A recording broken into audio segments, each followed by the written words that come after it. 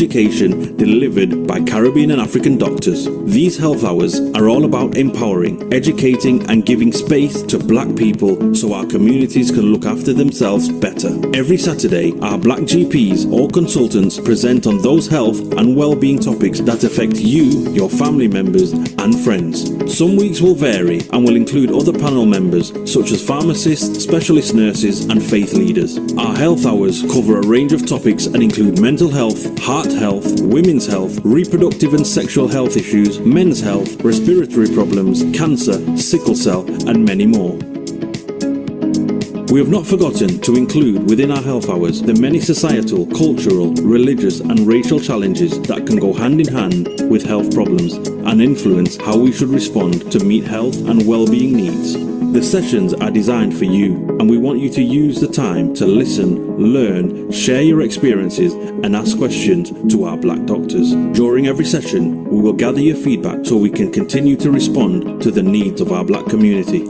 To request any particular topic, please email health@can.org.uk. We encourage you to invite others to our health hour sessions. Spread the word in our community.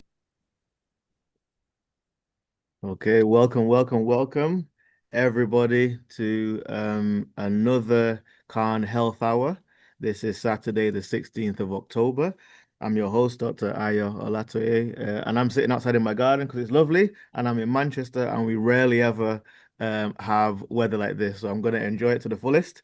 We have a fantastic session ready for you today. The title is Man's Not Hot. We're trying to be down with the kids, you know, even though some of us are not children anymore. But we have a fantastic session. Now, I was told that the men, because this is a topic about men's health, have hidden and they didn't want to be involved in this session. So maybe as you're listening now, you can send a link to your friend or you can post the YouTube link online because we need people to be involved. And even after the session, please send it to all your contacts because it's going to be great. So without further ado, I'm going to introduce our speaker. So as I was speaking to him before, he told me his accolades, and let me list them in order of priority. So he is a husband of 30 years, number one. He is a father of three now grown-up daughters. And as a hobby, he's a GP and a senior partner in Allerton and Westfield Medical Center. So we have somebody, and he's now my new parenting guru. So please welcome our esteemed speaker today, Dr. Abiye Hector-Goma. Thank you very much, Ayo, for your kind introduction. Again, special thanks to CAN, Caribbean and African Health Network, for this invitation. I hope my slide is visible to you. Can you see my slide? Yes, we can, sir. All right. Thank you very much. So yes, it's a session on Man's Not Hot. It's a kind of a revision of the session we had over a year ago, about a year ago. And I was thinking to myself that what can we say differently? How can we approach it in a different dimension? So I want to start from where we stopped previously. And the key points are: one, look after yourself, because if you take ill, there's a long wait in every place, whether it is primary care, community care, secondary care. It just getting the demand, the availability of appointments is getting thinner and thinner. Doing your best to have a healthy style is the key more than ever, because prevention is always cheaper and more effective than cure, and a stitch in time still saves 9. The next point is practice self-care. If you have a headache, which started this morning because you had a late night, Just some adequate rest, drink some water, maybe take 2 tablets of paracetamol is what you require. So practice self-care. If you had a little cut, a bruise on your elbow, learn to manage minor ailments, or you can seek the help of your community pharmacist. Embrace care navigation and save GP appointments. Maybe 50 years ago, for everything you had, you went to see your GP. But now in the practices, you have more than the GP and the nurse. You have pharmacists, you have mental health practitioners, you have physiotherapists, you have healthy minds worker, mental health practitioners. So the former receptionists are now care navigators. We call them patient support team, and they've been trained based on little information they get from you to navigate you to the best part of the primary care team. So embrace care navigation and save GP appointments for the frail patients, those with more complex problems. Health screening saves lives, and you ignore it at your peril. And if you have the resources, whether at work or personally, get private insurance. If you have private insurance, if you can afford it, you can speed up care when you need it. So I'd like us to have a few short quizzes as we go along this morning. And I would like you to quickly put an answer to the question, do you know your blood pressure right now? Have you checked your BP in the last 3 months? Just put in the charts yes or no. Have you checked your BP in the last 3 months? You can just put in the charts yes or no.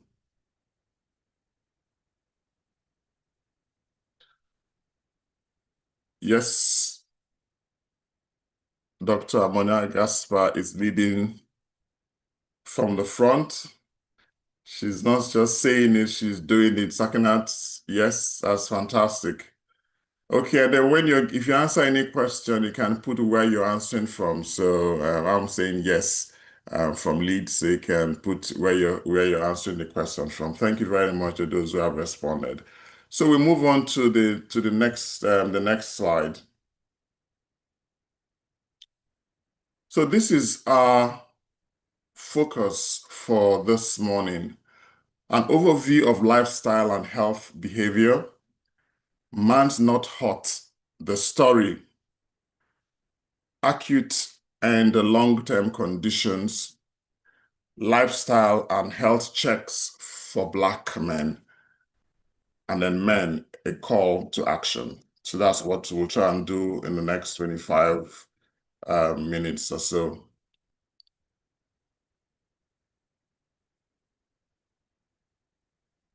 So if you look at the man, he starts life with being a son to his parents, and then he's a brother if he has siblings, and then he becomes a husband, a friend to many. He would have colleagues at work, and Mother Nature being kind to him, he becomes a father. And of course, he himself is the man. So these are all the characteristics or the parts of his life where a man needs to prove himself as a man. If we go on then, the next one is the settings where you find the man. The first setting is at home, either with his parents or his siblings or his wife and children, and in a neighborhood where he lives, and then the work setting, and then where he plays. Some men go playing football on a Saturday or Sunday, and then if he has the faith, where he worships, where he goes shopping. So these are the kind of the settings where you'll find the man. And why I've put this is that whenever we're looking at interventions or activities for the man, we can look at the different settings and how the different settings can contribute to the man's well-being. Now, I saw this while I was looking at a few sites yesterday, and I find it quite interesting that when we talk about the health of the Black man, we always look at it from a negative point of view. All the statistics about the things that don't work, how we are marginalized, how this happened is being done to us, and so on. But I read in one of the sites, I think it was a Black Health UK website, and I found it quite interesting to look at the Black man from a strength-based approach and not from a weakness-based approach. Talking about thriving from survival to thriving. Because when we look at things from a negative point of view, I like this phrase, we have internalized racism. So when you hear things like, if I go to my doctors, they never take me seriously, we are internalizing the racism, but talking about how you now have a good relationship with the receptionist at work, how you and your GP get along, how the practice nurse is kind to you when she's doing your blood test. That is a kind of a survive to thrive approach. And that's a strength-based approach, which I would like to follow, kind of a more of a positive message than the doom and gloom messages. So I want to use the Kinsmen of Leeds as an example. I'm a member of the Kinsmen of Leeds, and you can see me here in this outfit. So this is me. So the Kinsmen of Leeds is kind of an informal group of Nigerian and African men who are in their 40s to 60s. It's quite informal. We say this is who we are and this is what we do. And we're kind of involved in the Nigerian community. We're very active in the community for many years, from 1 to 2 decades and so on. And then we're also involved in a community interest company called Eagle Business. Many of us are involved in an investment group, about 35 of us. And then once in a while, we go out. I mean, last year, the group went to Cork in Ireland, and the next trip is being planned for the Gambia. So that is kind of the social and economic interest, and then as well as community interest. And then from a medical point of view, we've arranged unhurried GP consults, giving the members of the Kinsmen a chance to look at their life the same way you look at financial planning, to look at health planning. Once in a while, somebody will check his blood pressure and take a screenshot and then put it in the group where everybody will kind of do the same. And then people go and do PSAs and then come and tell others what their experience was. So this is a kind of a positive picture of Black men, having social capital, looking after themselves, looking after their family, and being quite involved in the life of the community. So that's an example of the Kinsmen of Leeds.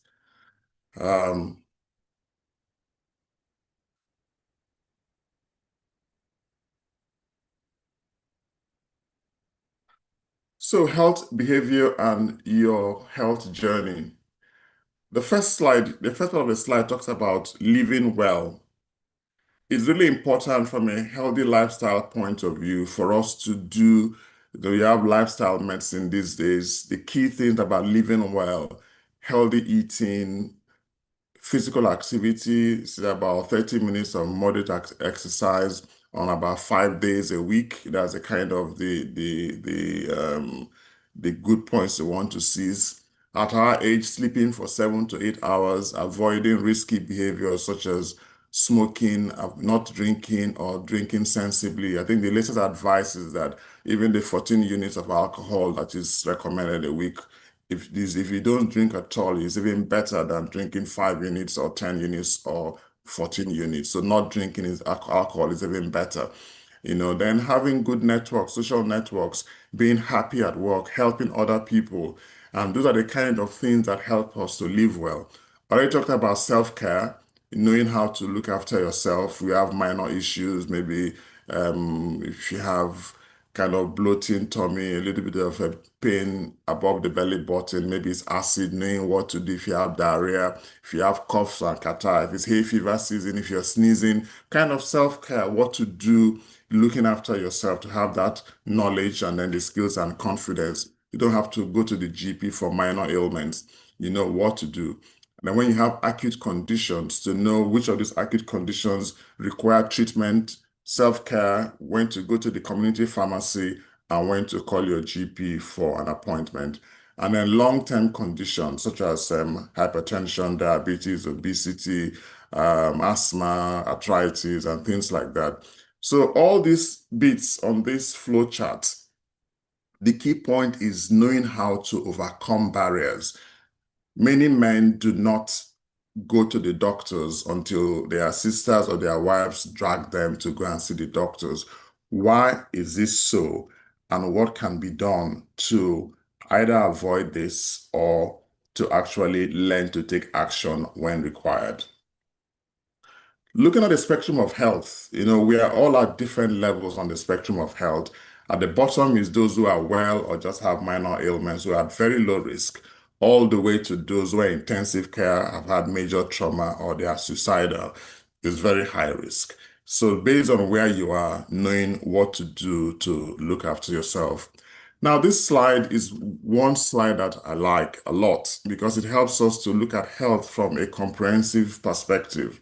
So at the bottom of this building, the foundation of the building, what you cannot see, which is buried underground, are the social determinants of health.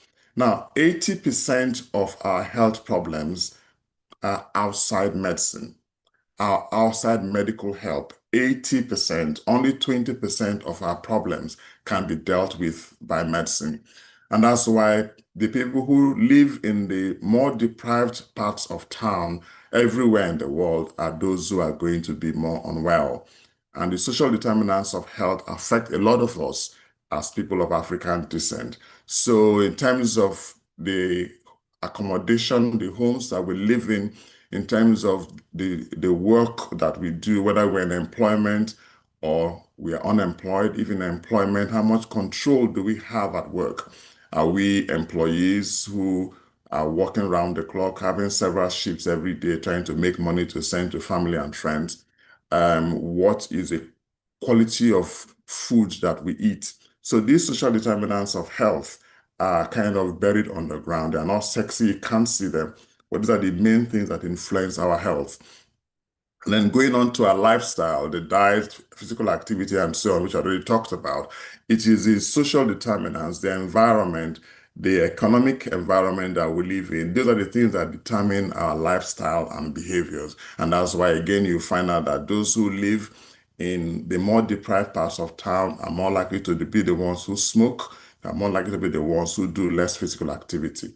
And then going on to the next level, so that's like the third level here, we now have the things that we measure: our weight, or our body mass index, our blood pressure, our blood glucose, our cholesterol, our kidney functions tests. So these are the things that happen next. And then going on to the fourth level, we now have the disease conditions: hypertension, obesity, prostate cancer, angina, heart disease, asthma, irritable bowel disease, irritable bowel syndrome, inflammatory bowel disease, going on to the head and neck, all that problems. And then at the top of the building is now where you have clinics and hospitals, which are primarily there to try and repair failed health.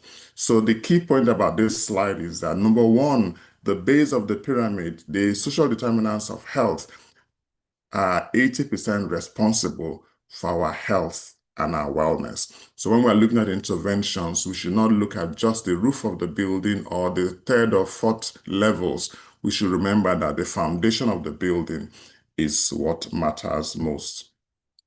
And that talks about, there are various behavioral theories, health belief model, theory of reason behavior. This COMBI, I just like this COMBI as health action model, and many others, the revolving door model and so on. But I like this one, this COMBI system.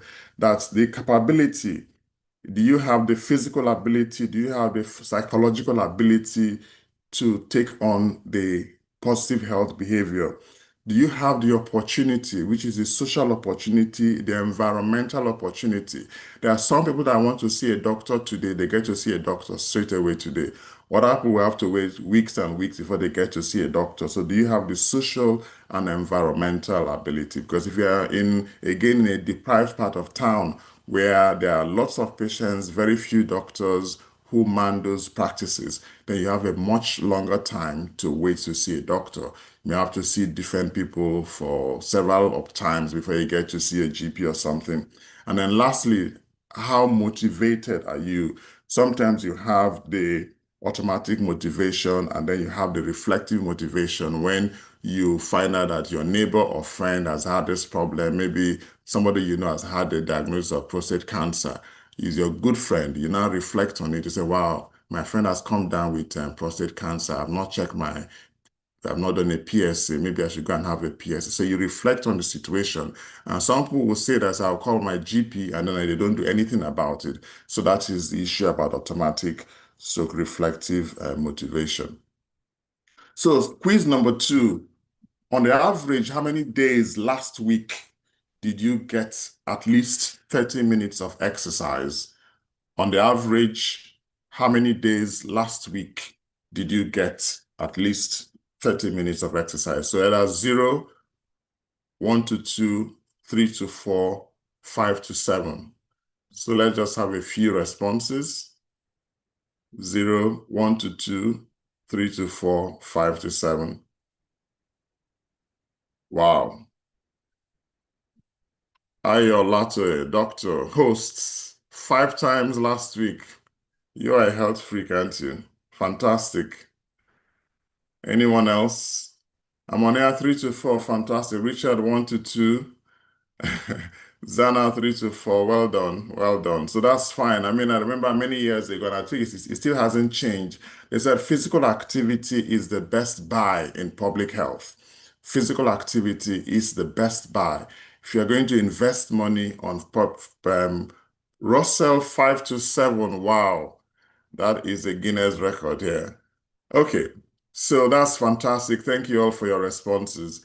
So it's up to 5 times 30 minutes of exercise every week. I was just reading on LinkedIn about 2 hours ago that especially for those who are age 60 and above, that 22 minutes of exercise every day would increase your lifespan by a few years. So particularly those who are 60 and above, when you feel that you need to move less, if you're able to do this, you're going to live longer with your wives, your children, and your grandchildren.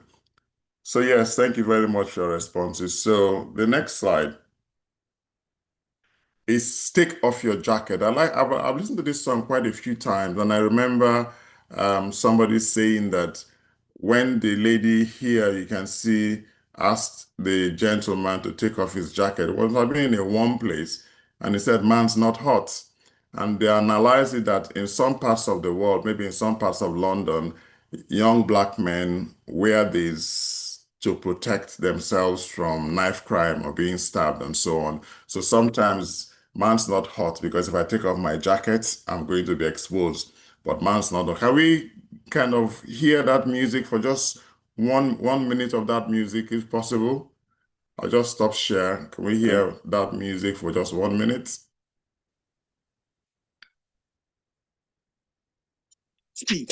Whole time I get witness. In a row through 10 toes. Like my toes. You might thought I froze. I see a pen girls on a post. If she ain't on it, I post. Look at your nose. Check your nose, man. You donut. Nose long like garden hose. I tell a man's not hot. I tell a man's not hot. The girl told me, take off your jacket. I said, babe, man's not hot, never hot. I tell a man's not hot, never hot. I tell a man's not hot, never hot. The girl told me, take off your jacket. I said, babe, man's not hot, never hot. All right, thank you very much. So yes, so the lady very kindly told him, take off your jacket. And he said, man's not hot.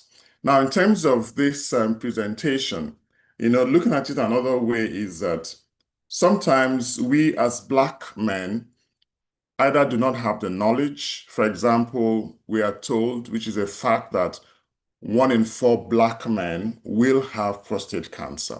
1 in 4 Black men will have prostate cancer. I think it's 1 in 8 for other people. 1 in 4 Black men will have prostate cancer. So for that reason, the current recommendation is that every Black man who is 45 years in the UK should ask for a PSA test. You don't have to have symptoms, just ask for it. If it is normal, at least you have a baseline so that if in future years you have any reason to repeat the test, you have the baseline. to compare it with. Now, we talked about this last year, and I wonder how many of us who are here today who have had that actually have taken the step to go ahead and have their PSA done. I kind of spend money privately. I do a PSA every year because my GP may not give it to me every year. But that's little money when I look at what it could save me in the time to come.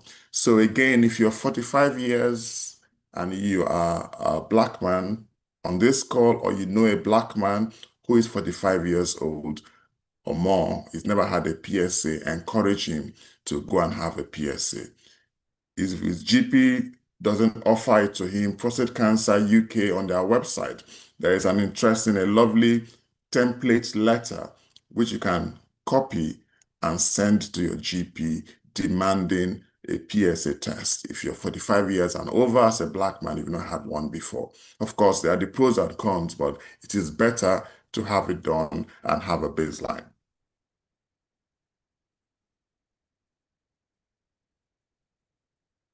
So I got this from blackmenshealth.org.uk, and I want, as I said, to try to approach this talk from a positive point of view. And the real message I would really want to leave with us as we progress is, please be proactive. Please be proactive about your health. Please be proactive about your health. Do not wait to be told. Yes, there is racism as a public health crisis for Black men. Yes, we are tired, traumatized, and fatigued, according to Black Britons, in the ongoing fight for mental health rights.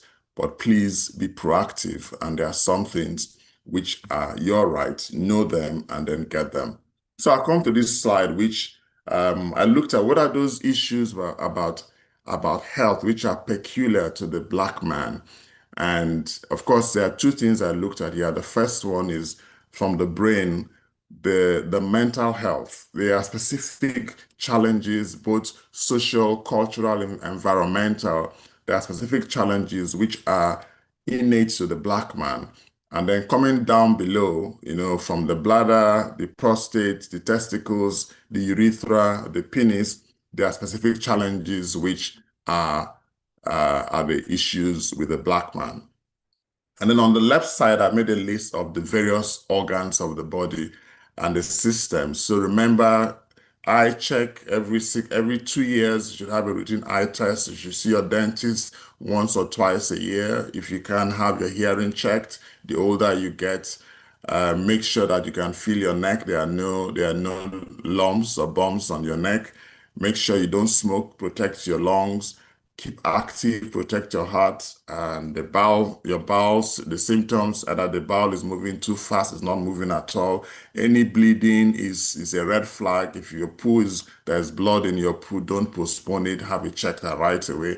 Alcohol has an effect on your liver, particularly we as Black people, blood pressure goes higher. We have diabetes, more of a problem for us. So the combination of diabetes and or hypertension has an impact on our kidneys.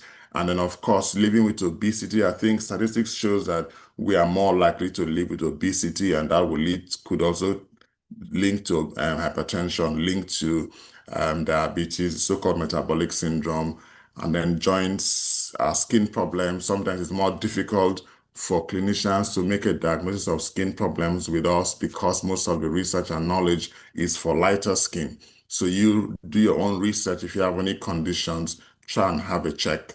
So these are kind of the key things which affect us on the right side, and then the general problems on the left side. So I already mentioned it, 45 years and above, as for a PSA, 1 in 4 of us as Black men would have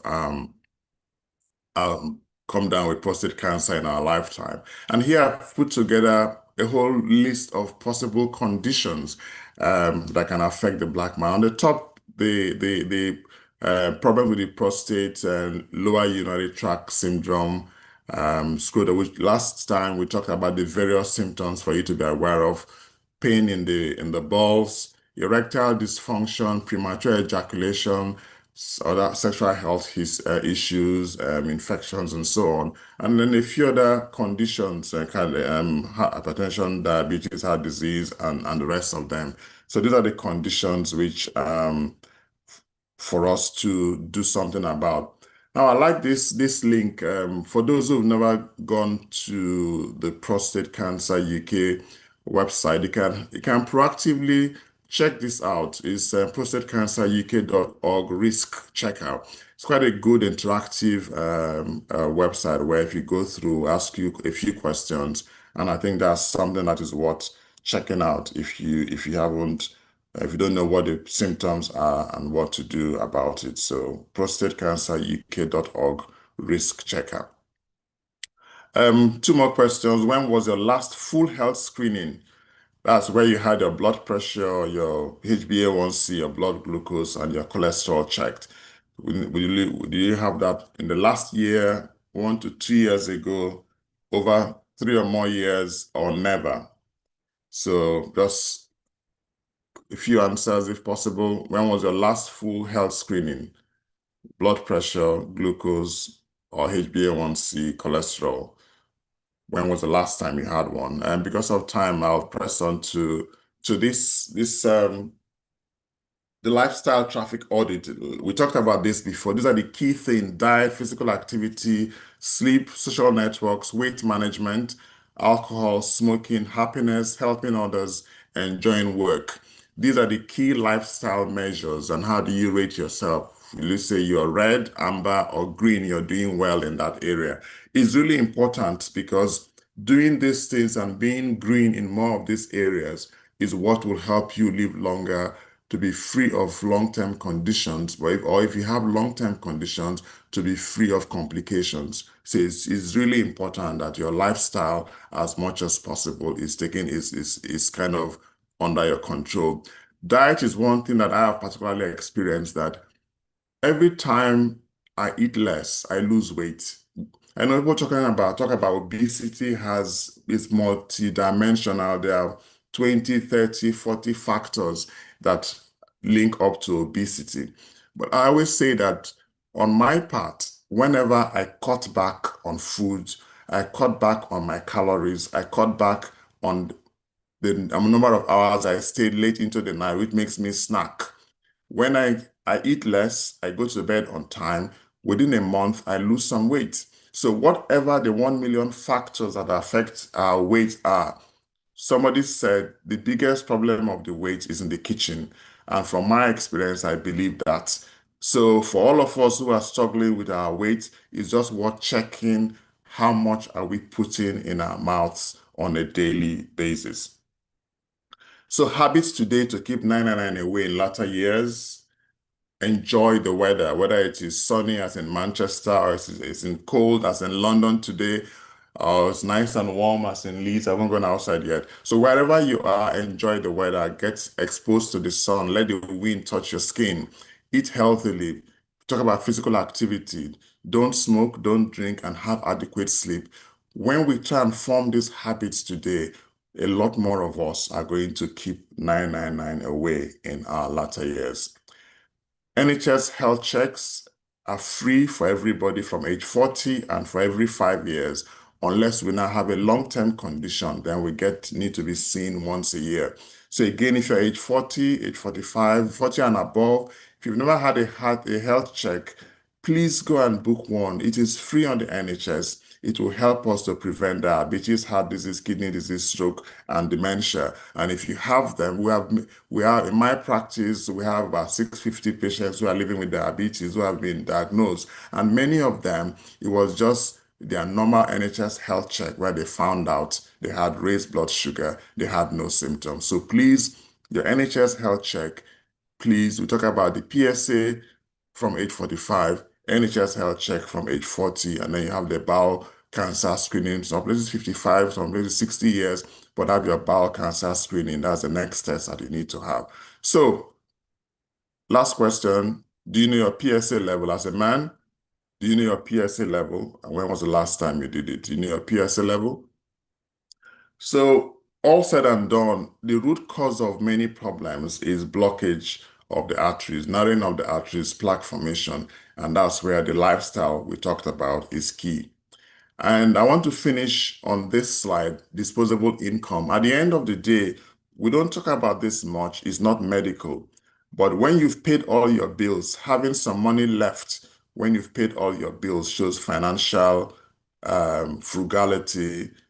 You are more likely to make better health decisions when you have disposable income. But if you're in debt, you don't have any money to meet your basic needs, that causes stress, that will make you eat junk food, that will make you not have good sleep. So understanding money, having disposable income is one important way of improving the health of the Black man. And this is the final question. Would you join a health accountability cycle with 3 to 5 other men to keep each other on track? Would you join a health accountability cycle? I talked about the Kingsmen of Leeds, that we kind of have that relationship where we are accountable to each other. So we like to have that. So in conclusion, Black men's health, proactive is the word. The power is in our hands. Yes, there are barriers, but that's no excuse. Yes, the system may be against us, but that's no excuse. Get checked, stay checked, and live checked.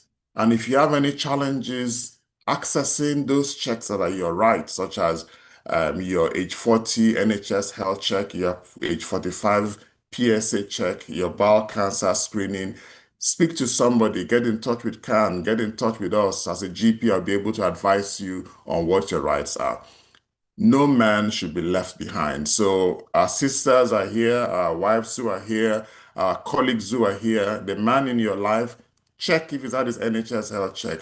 Ask him about the PSA test. No man should be left behind. Know your numbers, know your blood pressure, know your HbA1c, what's your weight or your BMI, what's your cholesterol level, what's your EGFR or kidney function. You have to know these numbers the same way you know your house address, you know your the balance in your bank account. Know your numbers, and then you can pick one habit this month.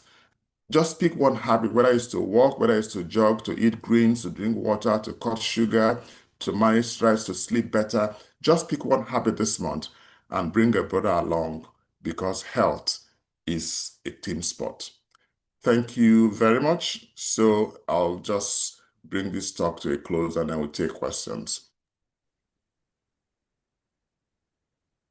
Dr. Hector-Goma, thank you so much. I hope everybody who is on this call has realized the many nuggets that Dr. Hector-Goma has dropped. I've been making notes.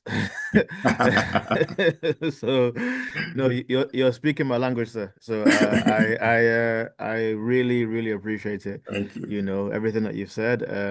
I think, I mean, we're going to have some questions um from the people who are listening and the social media, but I have a question if I can start. So Okay. obviously you have years and years of experience, but you've got years of experience at different levels. So you are a Black man, you are a GP, and you are a father. So, like, I have wondered whether there is an avoidant behavior in some of our brothers. Can you speak to that, you know, in the different spheres of life that you represent?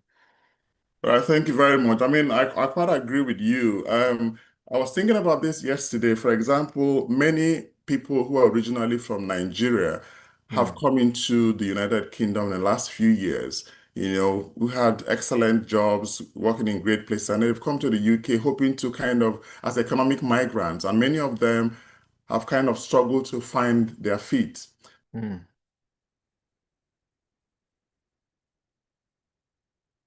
Thank you very much. So I was saying that many people have come into the UK, economic migrants who have things going for them, and they've come into the UK, and life is really tough for them.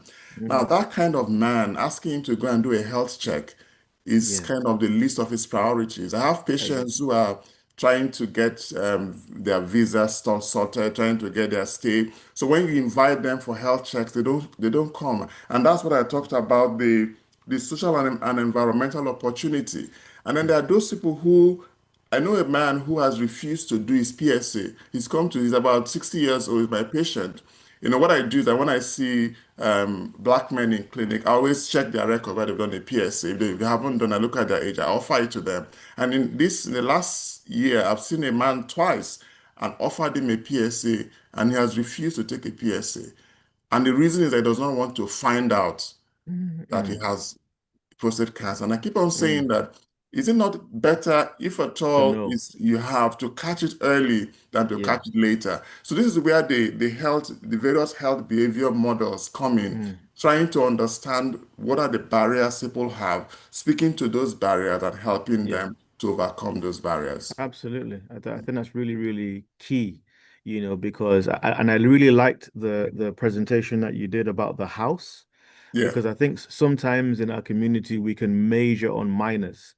And I think in society at large, as a doctor, I'm often um um mystified by somebody who is engaging in something that is detrimental to their health, but coming to me and asking, "Oh, can you help me?" I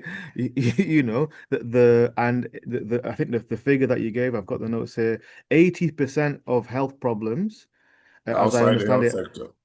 outside of my sphere of influence as a doctor. Yeah. And I think that's why I really appreciated it, for everybody who's listening. One of the things I love about the Khan Health Hours is that there's often a charge in terms of people taking responsibility for their health. It's your life. Dr. Hector-Goma and I can only do so much when you come to us, but we're not going to have to live your life. We're not going to have to deal with the consequences of not checking the PSA, not checking your blood pressure, and avoiding doesn't doesn't make the problem go away. My auntie said that, especially for those of us from, Nigeria, that maybe historically, um, admitting to a health problem would have let your enemy know your weakness. Like, is that is that part of the is that contributing to it? You think we're still thinking in terms of things that aren't necessarily pertaining to modern Yeah, it's medicine? interesting you say that, but I mean, again, this is a Nigerian script, religious phrase. Mm, You hear what a lot of people say, it is not my portion. They mm, say that my enemy has a headache, yeah. things like that. So Yeah. many people of faith, quite Mm, rightly, they how do they put it? They confess positive, but by yeah. confessing positive, they don't take action. Somebody said it Mm, can be of faith. There's the so-called 6 o'clock Christian, and then there's the 12 o'clock Christian. The 12 o'clock Christian is all prayer, and that's all faith, no work. While the yeah. 6 o'clock Christian has one hand praying and the other hand doing work. Working. And that's what Yeah, I think yeah, is really yeah. important. Whatever your faith is, your Mm, faith has to be activated by doing what you need to do. Have absolutely. that check. If you have a Yeah. free NHS check, go and have it done. If you're living with diabetes, you have a right in the UK to have a Mm, check twice a year. That's your right. There are mm, about 9 indices. You have a foot check, you have blood pressure check, you have all these checks. It's your right. You don't pay a mm, dime for it. Do mm. not, some people say, I've had your eyes tested. Say, oh, I'm not bothered. But if you're diabetic, you don't have your retina screen every year, you Yeah, can yeah. end up having damage to the retina. You can go Yeah. blind. And those are the kind of things that one, people do not have the knowledge, but some have Mm, the knowledge and have those barriers which they need to overcome. But it's really important for us. That's why I wanted to focus more on overcoming barriers against give absolutely. talk on the medical things. That these are the people have been talking about prostate cancer in the Black community for so many years, and Mm, many of us are still not coming out to have the checks done. We yeah. come out late, we have poorer outcomes, and that's why it's really important for us to know about the psychological aspects of health Yes. and how Yes. to overcome our barriers so that we can do the right thing on time. Absolutely. And I really appreciated the language you used at the beginning when you said prevention is better than cure, but you also said it's cheaper. And I think Yes. that the language, especially specifically when we're speaking to men, is different than the language that we use for women. So if I can give a quick example. So my parents, my dad didn't really do lots of housework. But what he would do is every 3 months he would clear everything and he would sweat and this. And then my mom would be like, well, if you did it every day, you wouldn't have to. So they're coming from different points of view. And the thing that motivates a man to action is different than something that motivates a woman to action. And I think it's important for us to get the message across. If you're thinking about money and investment in your lifetime, catching something late and then having to deal with the consequences of a late diagnosis and all of that is much more expensive than actually just checking and finding something early or being proactive. So our brothers, please, please, please, please, please, it's cheaper to know now. I love what you said about community in terms of health accountability. So to your point, you mentioned about my 5 times. So spoiler alert, in 2020, I had a stroke. And as a consequence of that, I now joined, we call it the 100 Club. It's a bunch of men in their 40s trying to relive their youth. So the reason I do it is because I'm in a group of people who we've agreed. So we'll do the exercise, we'll post it, and then for the sake of accountability. So I think it's really important, especially for men, because community does help. How have you seen the benefit of the Kingsman in Leeds? Oh, it's when you talk about social capital, in fact, today we're at 2 p.m. today, we're going to visit one of us who lost his brother. So it's a kind of it's a comprehensive package. We have the WhatsApp group where, when boys talk, they don't talk politics. So we talk about everything in the WhatsApp group, and then once in a while, somebody hosts the Kingsmen, and we Mm. come at 9 p.m. and we spend the whole night solving the problems of the world.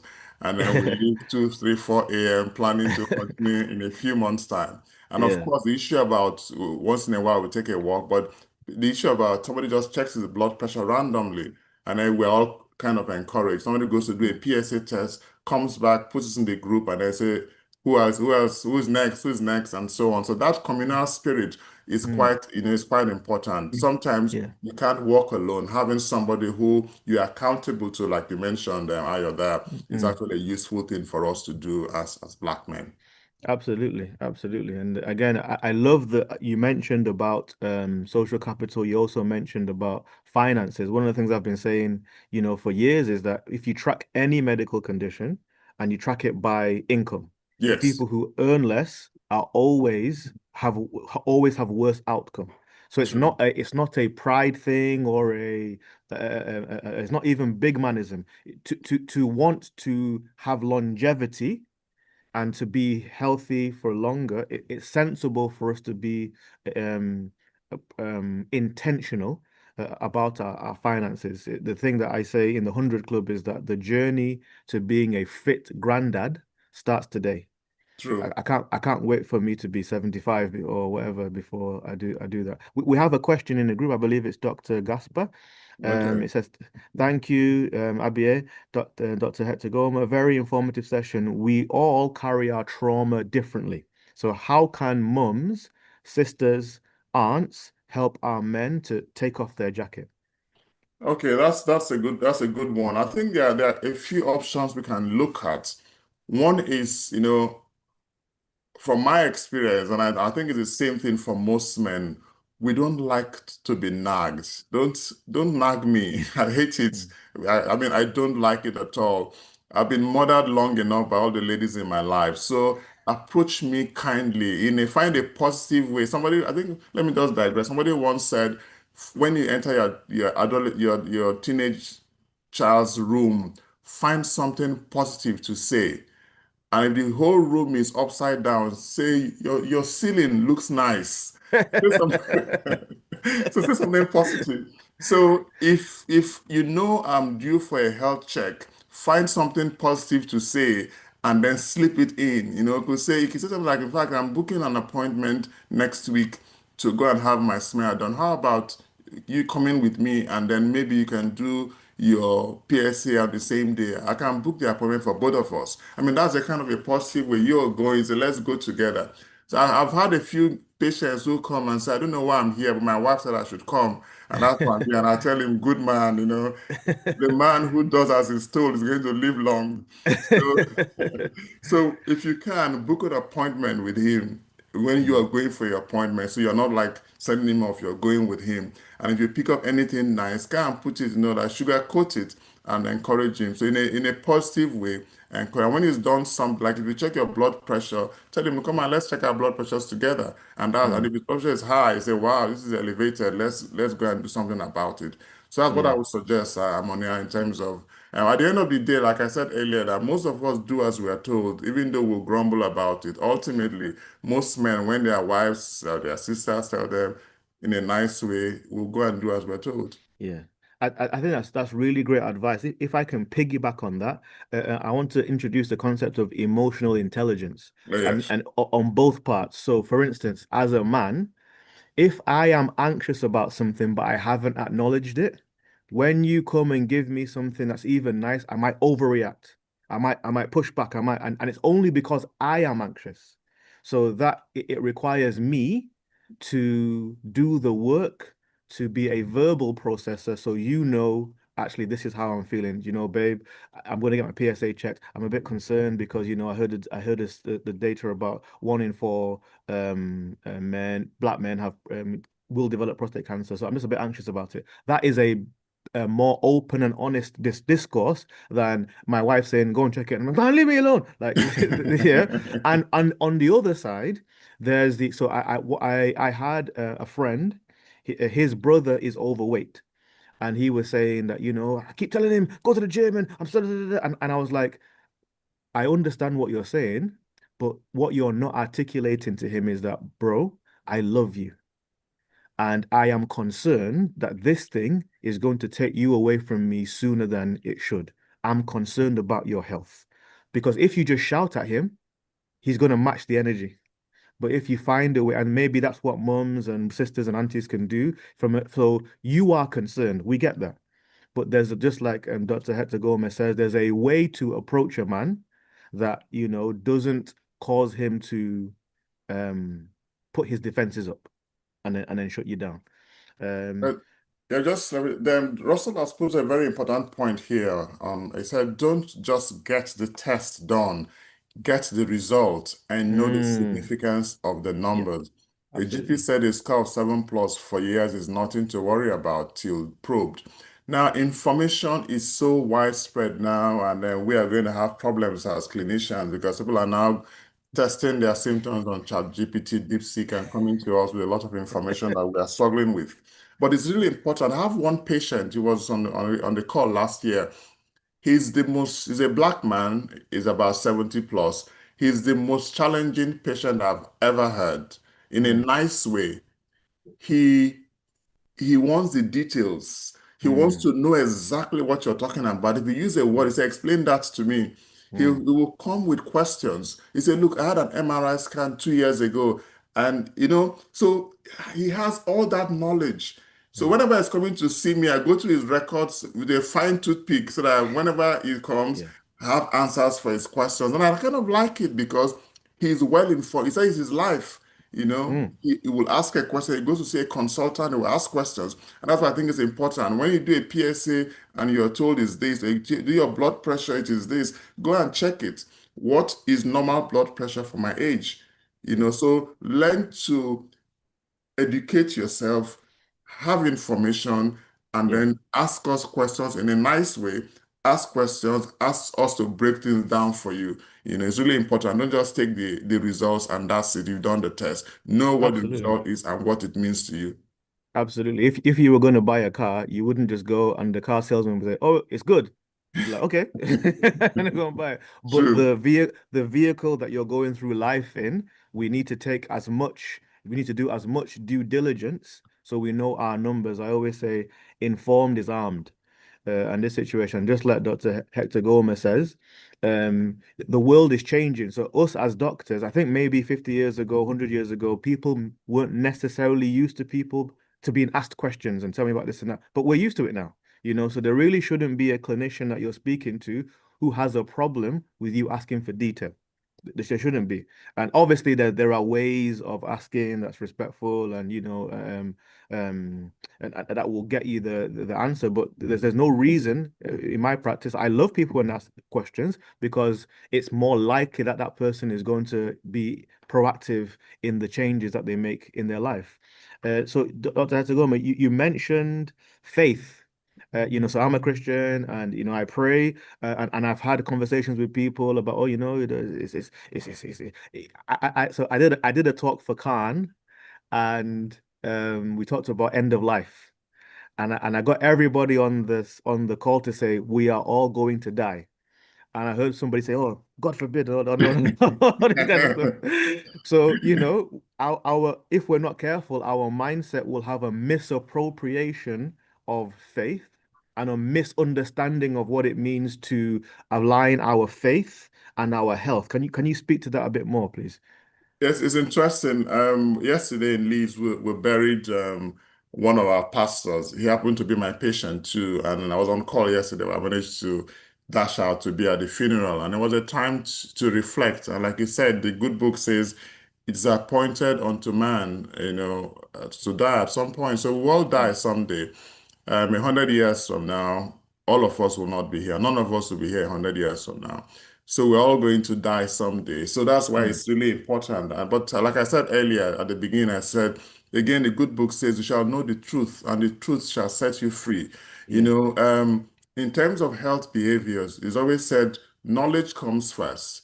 When you have the knowledge, then you have the skills. And when you have the Mm, skills, you have the confidence to practice healthy living and doing the right thing. So the first thing is that you must have the knowledge that I'm age 45, I'm entitled to a PSA. You have the knowledge that I need to check my blood pressure. I've not checked it in a year. You have the knowledge that the normal blood pressure should be 135 over 85 or less at home. It's 150 over 90. That's not normal. So it's really important, and it doesn't matter who you are or what you are. I think again, the good book is said, go and show yourself to the priest or something like that. So Yeah, yeah, yeah. again, it's really important. If you have diabetes, let's just imagine, you say you've been healed of diabetes. I'm not arguing with you. Go and check your HbA1c. Your doctors will tell you that you're in remission. Mm, But you can be healed spiritually. In your yeah. spirit, you feel well, but HbA1c is sky high. You need to take medication to bring it Mm, down. It doesn't stop yeah, your faith. yeah. So you need to understand that one is the body. The body needs to have those indices corrected. You can't have blood pressure, which is sky high, and you're telling yourself you're healed. That's foolishness. Mm. So it's really important to have the knowledge and then balance your miraculous with the facts on the ground. Absolutely. I've been saying for a long time that I believe God does miracles, and that if God does a miracle, you should be able to prove it. It's not just about, oh, I feel better. No, if the issue is a measure, then if God has done something in your life, you should be able to measure it. And the reality for a lot of us is that the thing that we are articulating is a fear, and it's a mental issue, not a spiritual issue. So because I'm scared of if I have this or if I have that, or I'm scared of finding out, I'm going to spiritualize my fear by not checking or by not taking my blood medication. Whereas in reality, I don't believe that avoiding the issue is what God wants. And faith doesn't deny the facts. It's knowing what is the problem that gives me what I'm supposed to pray for or to talk to God about. So, I 100% agree. We shouldn't put our head in the sand. We should know. We should know. We should know. Another comment here. Thank you so much for your brilliant, brilliant presentation. I turned 50 this year. Prior to that, I asked for a PSA test from my GP. He told me that I didn't have to do one if I'm feeling healthy. He said the reason is because the test is not very accurate and gives lots of false positives that could lead to other issues. I would appreciate if you could comment on that. That's from All right. Rodrigo. Good point, Rodrigo. I was looking at the Prostate Cancer UK website yesterday. They said there should be a decision sometime. I don't know if that has happened, but sometime this year, there will be a decision whether prostate cancer screening would become a universal test for men. I think Prostate Cancer UK had put £42 million into an ongoing transform study. But the current advice is that um, you may not have any symptoms at all. There's IPSS, which is, you can Google that, International Prostate Symptom Score, IPSS. Now, that will give you a score over 35. I think 7 or less is normal, and then you have mild, moderate, severe symptoms. Currently, PSA is the only test that is available. It is not a good tool, but it is the only thing that we have. So the current advice is that if you're a black man, because we have 1 in 4 chance in a lifetime, even that's without even adding if you had a family member who's had prostate cancer before, that even increases your risk. But the current advice is that if you're 45 and over as a black man, ask your GP for a PSA. That's the current advice. And if many of us as GPs don't have that knowledge. So if your GP says what you've just mentioned, Rodriguez, there on the prostate cancer UK website, there's a template letter which you can download and put your details on it and send to your GP. As a black man from age 45, you can ask your GP for a PSA and he or she must give it to you. They can tell you what are the pros and cons, but ultimately, if you want it, no GP in the UK should stop you from having a PSA. That's the current advice. Absolutely. And again, it's back to the point we were making before about it's your health, it's your life. Now, and again, I'm not debating that there are times when there's maybe some friction in the system or things that these things happen, but just like you would advocate in another situation for your friend or your mother or your brother or your dad. So we need to learn how to advocate for ourselves. And one of the ways is navigating the NHS structure when maybe we're getting resistance to a test that we think that we are entitled to. The thing is just remember that the GP is human and everybody knows what they know. And you can stand your ground respectfully and say, well, I'm aware of data. And just like Dr. Hector-Goma says, specifically about PSA, the Prostate Cancer UK will give you the information and the verbiage to go and to have a conversation with healthcare. So we're almost at the end. I'm making sure that I have addressed all the questions. Do you have? I also loved what you said about the change one thing. Because I think sometimes when it comes to healthcare, it can seem like, oh, there's so many things. I've got to eat green and I've got to exercise and I've got to drink water and I've got to walk upstairs and I've got to run to Mars and I've got to all this kind of stuff. So if somebody here, so you've got a gentleman who's black, who's 45, and they haven't really taken their health seriously at all, what would be the first thing that you would say in terms of changing one thing?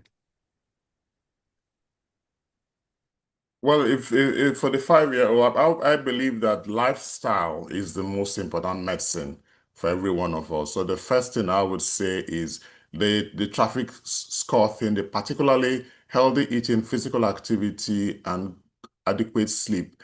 I would say those are the 3 most important things.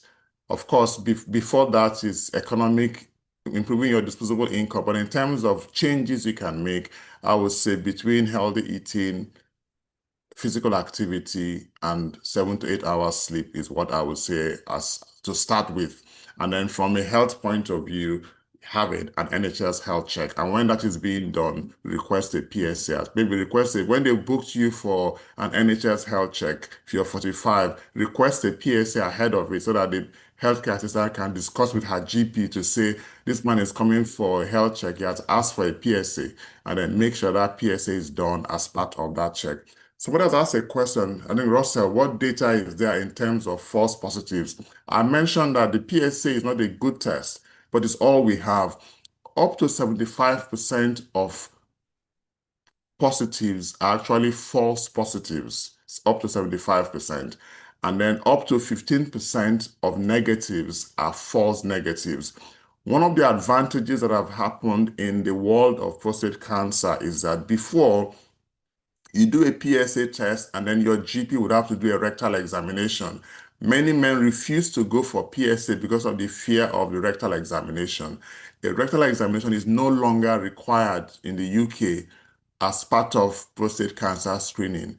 If you go for a PSA, your GP wants to do a rectal examination, tell him or her nicely that they're a little bit outdated. You no longer need a rectal examination when you're doing a PSA test. The other benefit is that people were having unnecessary biopsies, Now, when you have raised PSA, the urologist, the next thing they will do is to do a parametric MRI scan.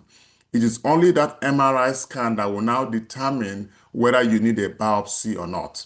So if you have false positives, the worst thing that will happen is that you have an MRI scan. If that MRI scan is normal, they just discharge you and maybe ask you to do a repeat. There are a few things that can cause elevated PSA, but even though we have a high level of false positives, there is no rectal examination required. There is no automatic biopsy. It is only the very specialized MRI report that will now determine whether you need a biopsy or not. Wonderful, wonderful. So, there's a question here. How often would we need to go for a PSA test? I believe that you said it would be yearly above the age of 45. Did No, I no, I think you do a baseline, and I think it's after the baseline that you now based on what determine? the Okay. outcome of that is, yes. Yeah. But I think it should Wonderful. be about every 5 years. But of course, if you have symptoms, then you want to do it sooner, but have the baseline done. Fantastic. Well, I'm full. Dr. Hector-Goma, I want to thank you for your time. I want to thank you for your experience and your wisdom and your articulation to help us understand these issues. Yeah, I want to thank you, for your experience in dealing with men and helping us, bring our brothers along, because we need to start taking better care of ourselves. So thank you very much. And on behalf of Khan, I want to thank everybody for signing on to this health hour. And if you're listening online, thank you for listening. You're being proactive in your health, and it's really important, because as we get healthier in the community, it's better for everybody. I want to remind everybody about the Black History Month Gala 2025. The nominations are closing soon. So the tagline is, who's your community hero? Is it Dr. Hector-Goma? Is it anybody else? Who's fighting change? Whose outstanding leadership deserves recognition? In the chat, there's a link that you can click on and vote. And it's really important because, sometimes people are doing really important work and we are not aware of it, or they're not getting the recognition they deserve. So we thank you, Khan. We all watch the Oscars, we all, the I don't know, BT Awards or whatever. But are we celebrating our heroes in healthcare that are literally trying to save our lives? Let's get involved and vote. And again, I want to thank everybody for the time. And this is both myself, Dr. Ayo Olate, and Dr. Hector-Goma and Khan signing out. And we'll see you next time on the Khan Health Hour. Have a great week, everybody. Thank you.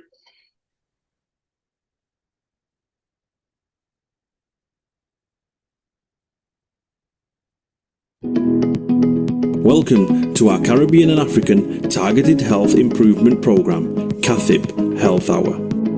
The Caribbean and African Health Network, CARN, along with its national partners, are incredibly pleased to continue to bring to you targeted health and well-being education delivered by Caribbean and African doctors. These health hours are all about empowering, educating and giving space to Black people so our communities can look after themselves better. Every Saturday, our Black GPs or consultants present on those health and well-being topics that affect you, your family members and friends. Some weeks will vary and will include other panel members such as pharmacists, specialist nurses and faith leaders. Our health hours cover a range of topics and include mental health, heart health, women's health, reproductive and sexual health issues, men's health, respiratory problems, cancer, sickle cell and many more.